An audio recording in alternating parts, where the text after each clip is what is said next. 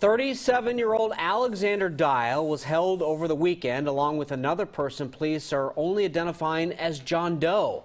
11 other people were cited and released during the demonstrations. On Saturday night, city leaders praised the police response for managing what they called a largely peaceful event. Our Emily Burris was part of our crew monitoring those protests over the weekend. She joins us now live on the waterfront with more. Emily? Well, Jennifer, Dan, you take a look behind me. NATO Parkway here, open in all directions. Those barricades that PBOT had put up before the weekend are now back down. We've got cars moving through. Waterfront Park is relatively empty. It's hard to believe that 2 days ago, this space was full of hundreds of police officers and more than 1,000 demonstrators that had gathered here beginning the day along Waterfront Park. That's where things started. But after a couple hours, we know that things began to move through a small part of downtown throughout the course of the day.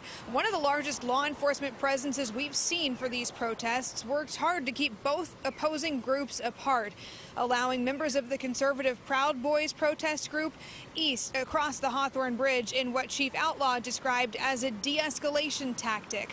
Later in the day, some groups marched west back across to the waterfront, and members of far-left Antifa protests went to the inner east side before all pieces of different groups moved into downtown. In all, there were only a few violent skirmishes, but leaders of the far-right group still have a target set on Portland, saying they will continue to rally here, continue to target the city.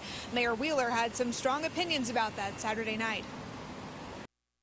When we have people like Joe Biggs from out of state say that they're going to come here every single month until we do whatever it is they think we should be doing, I want to give this some context.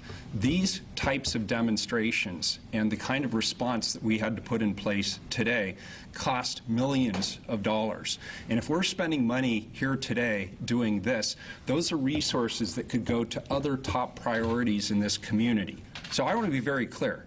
We do not want him here in my city, period. It's interesting to note another marked difference this time around. In addition to the larger proactive police response, we saw a much more positive response on the back end of things from the police union.